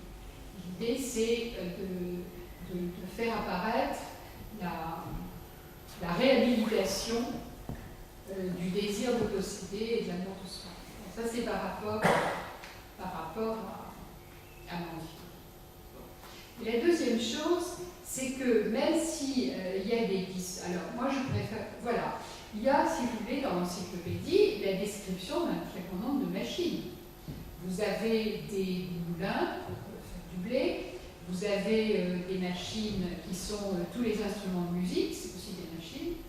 Vous avez l'instrument, le métier à bas, le métier pour faire le bas, qui est un article extraordinaire que Diderot a écrit. Sur la manière dont l'ouvrier doit être à l'intérieur de la machine pour régler le jeu des fuseaux, etc. Donc ce sont des machines, les instruments de musique, le métier à bas, et même le baille-grain du meunier dans son moulin, et même encore le fait que l'horloger remonte le ressort de la montre, vous montre des dispositifs mécaniques différents, et donc une pensée sur le mécanisme qui est complexe. Voilà. Et donc, si on voulait étudier le mécanisme, il faudrait étudier la structure de ces différentes machines. D'autant plus que c'est une chose que Canguilhem avait souligné, à ce moment-là, vous n'étudiez pas le temps qu'il faut pour que la machine restitue un effet utile après avoir emmagasiné de l'énergie. Ça sera avec les machines à vapeur après. Donc, voilà, il y a une réflexion sur le mécanisme qui est complexe parce qu'il y a différents types de machines. Deuxièmement, ça veut dire aussi l'article régulateur dans l'encyclopédie, il est de D'Alembert, et ça veut dire qu'il faut qu'il y ait des dispositifs de régulation dans les machines. Et par conséquent, quand D'Alembert écrit sur la société morale, il envisage aussi, sur le modèle mécanique, des dispositifs de régulation. Et là-dessus, vous avez la question d'Adam Smith et de la main invisible. C'est-à-dire que vous avez le libéralisme qui se met en place à ce moment-là, et on se dit, mais il faut de la régulation, et au fond, cette régulation, elle est spontanée. Pourquoi on préfère la main invisible et la régulation spontanée? Parce que sans ça, on est obligé d'admettre que l'État intervient sans cesse. Et là, vous avez la naissance du libéralisme. Bon, j'ai lu les trucs de Hayek sur le libéralisme et la société de marché, mais j'ai pas lu ce qu'il écrit sur le sensible. Mais ce que je voulais dire, c'est que la pensée libérale, elle cherche à savoir comment la machine économique peut se réguler elle-même de manière à exclure, je finis mon raisonnement, puis je vous redonne la parole, et comment on exclut par là l'intervention de l'État. Pourquoi il voulait exclure l'intervention de l'État. Parce qu'ils avaient vu le modèle de Colbert, et Colbert disait, je crée une manufacture, par exemple de soie, il y aura tant de fils de trame, tant de fils de chaîne, il y aura telle couleur, etc. Donc, dans la perspective de l'autoritarisme de Louis XIV, de Colbert, c'était ça, c'était cet interventionnisme. Historiquement, contre cet interventionnisme, les physiocrates ont dit, et on a discuté si cette formule leur appartenait ou appartenait à Vincent de Bournay, bon, enfin ça c'est une autre question. En tout cas, ils ont dit laissez faire, laissez passer, aménager les chemins, aménager les canaux, laisser circuler, l'équilibre se fera de lui-même. Donc contre Colbert, vous avez une philosophie de la spontanéité des échanges. Ça va se réguler soi-même. Alors là, les adversaires des physiocrates ont dit attendez, s'il y a des marchés, vous allez avoir des monopoleurs. Ils vont acheter tout le blé et ils vont le revendre plus cher en période de pénurie. Classique. Vous voyez? Donc c'est compliqué, l'histoire de l'économie politique à ce moment-là. Je ne suis pas sûre qu'Hayek ait tout compris, bien que ce soit le grand Hayek, Saint Hayek, priez pour nous, mais enfin, je crois qu'il y a des trucs qu'il n'a pas vus, en tout cas historiquement. Donc voilà. Non, mais ce que je voulais simplement dire, c'est il se réfère à Mandeville pour voir en lui l'ancêtre de celui qui pense évidemment les ordres émergents à partir d'un marché qui fait circuler l'information, et le marché constitue donc cette machine qui permet de traiter cette information qu'aucun agent individuel ne serait capable de maîtriser. Donc du même coup, ça permet à Hayek de remettre en cause l'idée d'un sujet maîtrisant l'ensemble des processus informatifs, et donc dans une certaine mesure, le marché pour lui c'est un processus sans sujet, comme dirait Althusser. Non, mais pas comme. C'est pas la même critique du sujet. Ah non, c'est pas la même critique, sauf que ça revient à remettre en cause l'idée d'une maîtrise d'un sujet quelconque sur un processus d'information qui est un processus régulateur et qui dégage un ordre d'un désordre initial. Et opération dont est absolument incapable aucun agent. C'est l'idée donc d'une remise en cause complète de l'autonomie, 1 de l'individu, 2 de l'État, par une pensée de la machine. Et je trouve ça fascinant. Dans une certaine mesure, ça fait écho à ce que vous nous disiez sur ces machines non déterministes. Oui, mais c'est ce que je disais tout à l'heure, entre la justice au sens 1 et la justice au sens 2, là vous allez vers le fascisme. Non, parce qu'il y a des conditions de régulation qui sont fixées par les lois de départ du jeu. C'est-à-dire que vous fixez des conditions du jeu qui permettent au jeu de se réaliser, et ce jeu génère un ordre absolument impensable à partir des éléments de départ. Impensable, calculable à l'avance, je veux dire, maîtrisable par un sujet. Oui, mais il faudrait discuter de ça, si vous voulez, par rapport à l'histoire. Quel est le bénéfice, et pour qui, de cette théorie de Hayek? Qui retire le bénéfice de cette critique? Non, mais là, c'est des des personnages conceptuels, là. Ah, comment c'est factuel? Il n'y a rien de factuel. Non, conceptuels. Je dis que ce sont des personnages conceptuels. Mais pas plus. Parce que si c'est conceptuel, c'est pour penser une situation réelle. Sinon, ça ne sert à rien de faire des concepts. Bien sûr, mais je veux dire par là qu'on peut trouver. Moi, ça m'a paru assez parlant quand je vous ai entendu, c'est cette parenté entre cette pensée d'un mécanisme souple qui ne serait pas assujetti à un déterminisme strict. Je trouvais qu'il y avait un équivalent chez Mandeville avec son idée des effets de composition générés par un marché. L'agrégation des actions individuelles produit un résultat absolument distinct de ses causes. Et donc il y a un saut qualitatif entre le point de départ et le point d'arrivée par des processus purement mécaniques, mais qui, par leur addition, produit ce saut. Et un saut qu'on ne peut reproduire d'aucune manière sur un plan individuel. Donc critique du sujet aussi. Et réutilisation de ce modèle pour comprendre la manière dont chaque organisme traite l'information. Par un modèle stochastique, finalement, en somme. Et donc, il me semble qu'il y a là une sorte de matrice intellectuelle très féconde pour penser la modernité, et la modernité, y compris économique.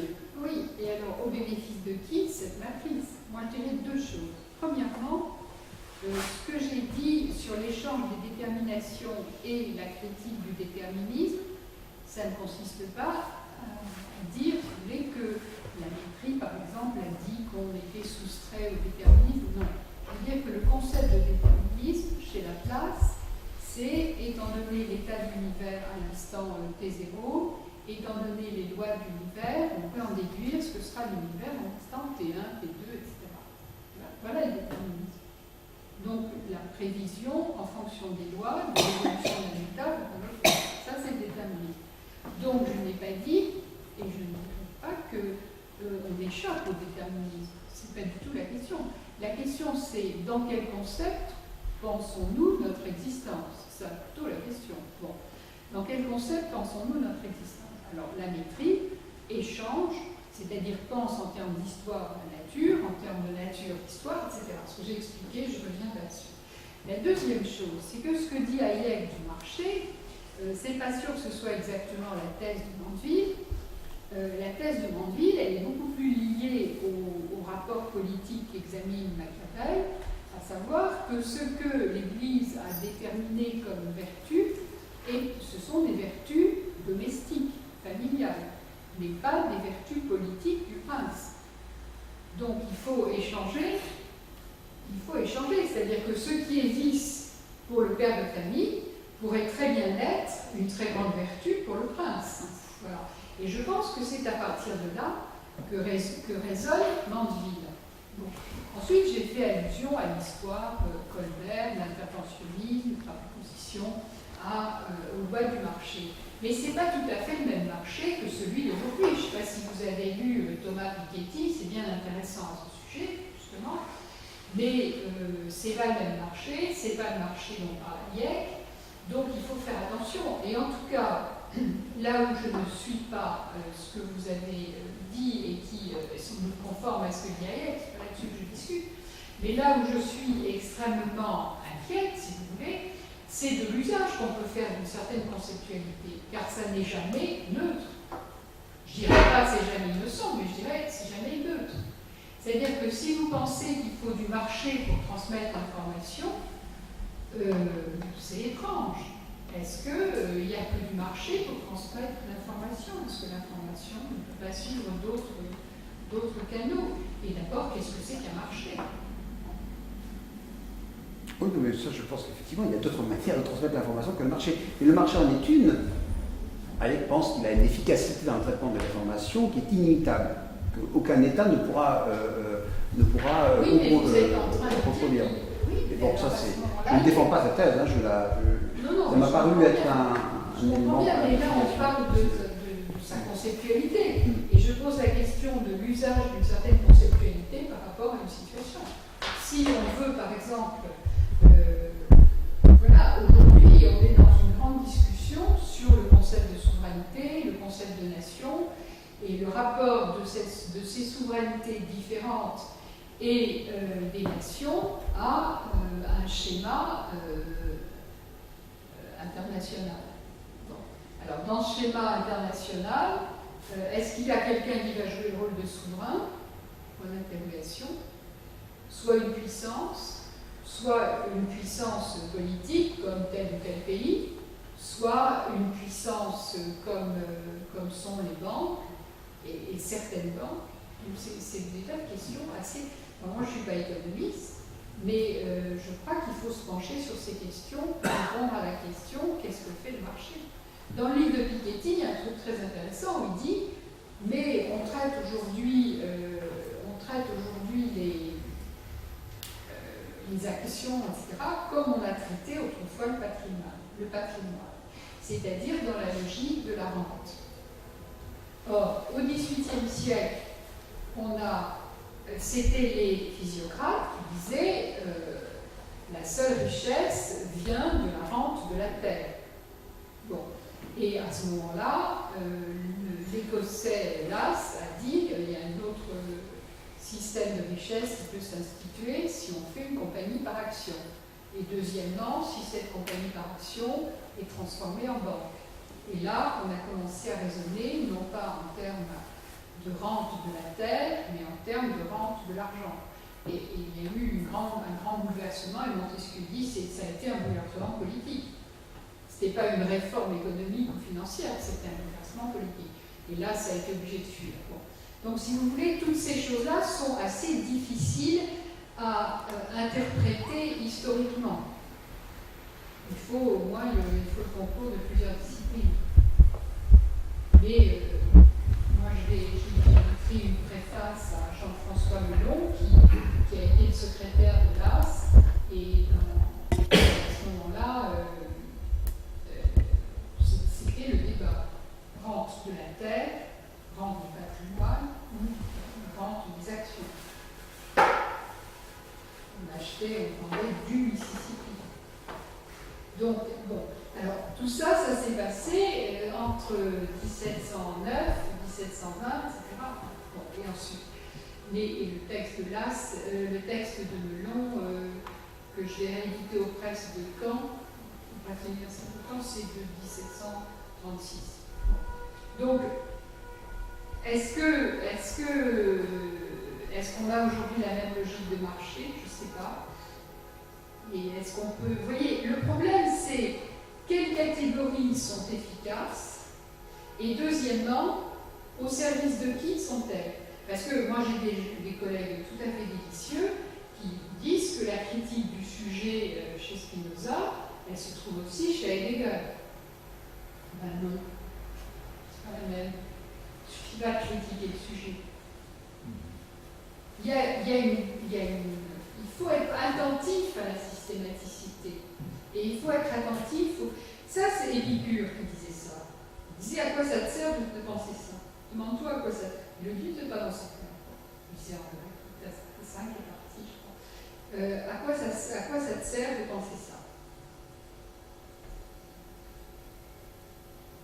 Donc ça veut dire qu'il y a une fonction des théories et que il y a une question, il y a deux questions.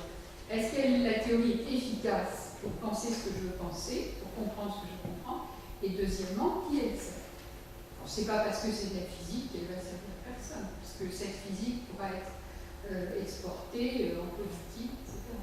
Donc c'est compliqué. C'est pour ça que Hayek, moi, ça me... Je suspecte Hayek quand même de défendre une certaine vision de la politique à travers son... Certainement. Voilà. On va pas faire Alors, un gauchiste. moi, ça me fait un peu trembler. C'est évident. C'est une vision de la politique qui me fait un peu trembler. Donc j'aime bien une politique différente. Eric? Qu'est-ce qui empêche la déconstruction du sujet comme une volonté autonome d'être par la même, en même temps, destruction de l'État comme volonté, par exemple, de protéger les plus vulnérables? Est-ce qu'on peut à la fois de protéger les plus vulnérables? Est-ce que vous posez la question de à qui ça profite? Donc on entend bien par là même qu'on pourrait peut-être corriger un certain nombre d'effets. Enfin, mais comment on peut à la fois déconstruire le sujet et construire l'État, par exemple? C'est pas au même niveau. Quand j'ai parlé de la déconstruction du sujet, c'était la déconstruction du concept d'homme que 18 siècles de christianisme avait construit. C'est-à-dire cet homme qui est sur l'opposition de la raison, de la concupiscence, enfin, résumé. Donc c'est cette déconstruction-là dont il s'agit. Et alors maintenant, la question de la construction de l'homme à l'intérieur d'une société, ça dépend de l'histoire de cette société, de l'histoire de ses institutions. Et il faut espérer que les institutions diverses permettent aux hommes de penser leurs propres institutions, c'est-à-dire de ne pas être simplement passif vis-à-vis d'un autocrate. Parce que ce que j'ai cru comprendre de la question sur Hayek, là, c'était quand même bien cette idée que, ce que j'ai cru comprendre en tout cas, qu'on peut penser une espèce de raison intégrale qui va de la décomposition du sujet à la décomposition de l'État et à cette espèce de circulation généralisée qui fait que le microcosme et le macrocosme se renvoient l'un à l'autre sans qu'il y ait plus aucune alternative, comme dirait l'autre, c'est-à-dire sans qu'il n'y ait plus de possibilité de choix, si ce n'est justement faire tourner la machine. Est-ce qu'on a encore un point d'appui? Je comprends pas. Est-ce qu'on a encore un point d'appui une fois qu'on a tout déconstruit? Il faut savoir si on déconstruit en parole ou si on déconstruit vraiment. Si, par exemple, le réseau qu'on connaît aujourd'hui des multinationales et des banques rend l'action politique des différents souverains, de ceux qui étaient encore souverains il y a 50 ans mais qui par le fait ne le sont plus, par la politique de rachat des entreprises, etc., ça conduit effectivement à une décomposition de l'État. Mais il se fiche éperdument de la métaphysique dans l'histoire. Leur problème n'est pas de déconstruire l'homme, leur problème est au contraire de subventionner toutes les publications sur la liberté. Non? Oui. Que l'un instrumentalise l'autre, je l'entends bien. La question que je vous posais, c'était vraiment de ce point de vue-là, parce qu'on voit bien comment une certaine déconstruction du sujet débouche, et Hayek on est un bon exemple semble-t-il, une certaine déconstruction du sujet débouche sur la déconstruction de toute forme de politique. Mais moi, je ne dirais pas qu'il y a une déconstruction du sujet chez Hayek. Hayek montre, ce que vous disiez tout à l'heure, que des sujets individuels, citoyens ou responsables politiques, n'ont pas de prise sur le marché. C'est bien ça. Ils ne peuvent pas prendre une décision qui soit comparable à celle que le marché est en mesure de prendre. C'est ça. Donc ils sont soumis au fonctionnement du marché. C'est ça l'idée. Ils n'ont pas autant d'informations que le marché en maîtrise. D'accord. Et donc ils sont soumis. Ils sont moins qualifiés. Ils sont On peut créer un ordre qualifiés, alternatif qui est celui de l'économie planifiée. Mais ça marche bien. C'est une question normative. Moi, je vous pose la question des faits.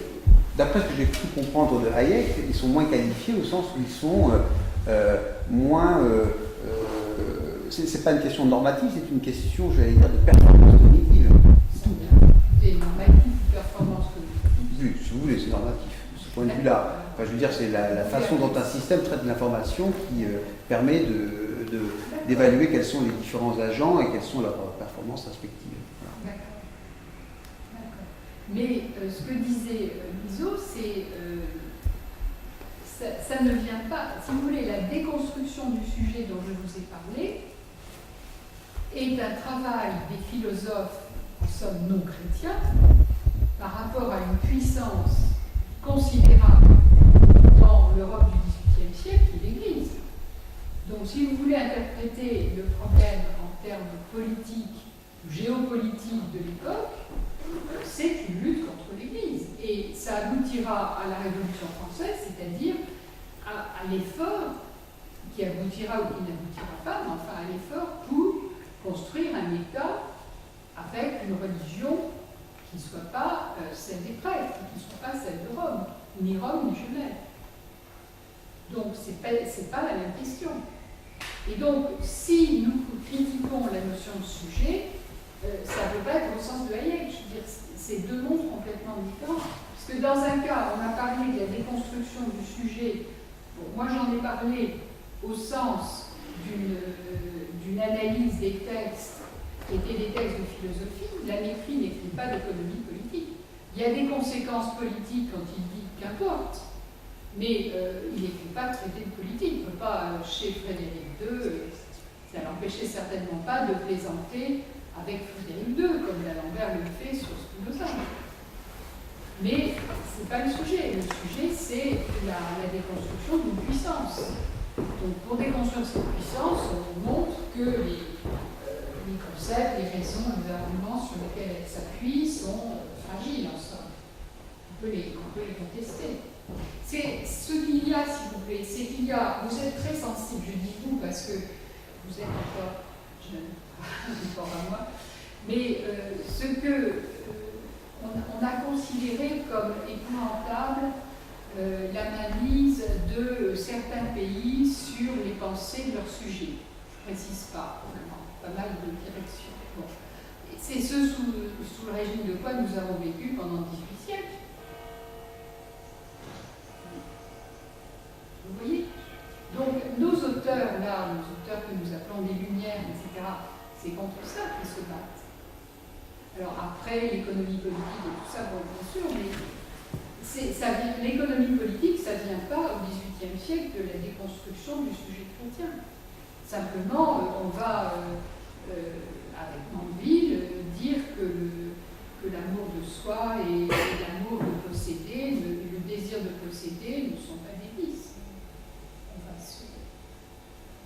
On va entreprendre. On va commencer la culture d'entreprise. Mais enfin, je crois qu'il faut faire attention à cette critique du sujet parce que lorsque Hayek parle du marché, c'est pour lui,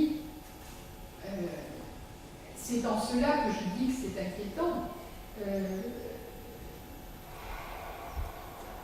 Il veut dire que, alors qu'est-ce que le marché si c'est lui qui domine tous les comportements? Qu'est-ce que c'est que ce marché? Qu'est-ce que c'est que cette information dont on parle?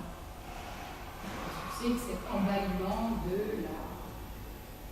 de l'activité de rétribution des actions, etc. Ça, c'est des choses qu'il faut examiner précisément parce que je crois qu'il faut une culture économique et financière pour les examiner, culture que je n'ai pas, donc je peux parler comme une architecture. Mais en tout cas, je suis sûre que ce n'est pas la conséquence d'une critique du sujet. C'est là qu'il faut faire attention, justement, parce qu'il y a des choses qui se ressemblent, mais dans des contextes qui ont une systématicité conceptuelle différente.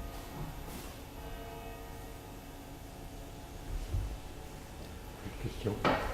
Bien, Madame, je veux vous remercier à la fois pour cet exposé et pour toutes ces réponses aux questions, tout assez passionnantes. Je veux aussi donner la parole à ma collègue et amie Laurence, qui a quelque chose à nous dire. Alors, il me semble que ce que j'ai à dire suit très bien la dernière partie de notre exposé, une métaphysique de la tendresse, c'est ça. Donc, on clôt aujourd'hui ce cycle de conférences, ce séminaire donc sur quel avenir pour le matérialisme, 5 jours, qui nous a offert beaucoup de plaisir à nous, intervenants, organisateurs, au public, qui a vraiment beaucoup aimé. Mais je crois quand même qu'il faut dire haut et fort qu'on le doit à une personne qui est ici, qui est au premier rang, qui s'appelle Isabelle Crière, que j'ai suivie toute l'année. Donc, voilà, peut-être aussi suivie. Mais je dirais pas ça. Je dirais, je l'ai vue se donner. Elle a donné énormément de sa personne, elle a donné énormément de son temps. Elle a donné tout d'elle-même pour ces colloques. Alors je me permets une petite intimité que je dois à Jean-Marc, ici présent. Et Jean-Marc disait, ce colloque, c'est le 4e enfant d'Isabelle. Ça veut tout dire. Voilà. Tu me permets? Voilà. Donc, qui ressort de partout. Isabelle, au nom de Nicolas, Jean-Marc, moi, mais je crois aussi au nom de tous ceux à qui tu as donné la parole, au nom de tous ceux à qui tu as permis d'écouter cette parole, dans des lieux très beaux, avec une organisation remarquable. Alors excusez-moi, là c'est mon côté un peu épicurien, mais moi j'aime bien le petit déjeuner le matin, j'aime bien le café, le croissant, le pain au chocolat, et c'était là à chaque fois. Et puis à cette nourriture terrestre, tu as su ajouter la nourriture spirituelle, avec les livres qui étaient présents aussi à chaque fois, avec cette délicatesse de rendre accessibles les ouvrages de tous nos intervenants au maximum. Le temps que tu as passé à aller voir les libraires d'Orléans, etc. Donc tout ça, je l'ai vécu avec toi, des fois de loin, parce que je partais en courant quand je pouvais pas. Surtout quand tu pouvais, c'est... Voilà, quand je pouvais. Incroyable. Voilà. Donc Isabelle, on tient tous à te remercier infiniment. Voilà.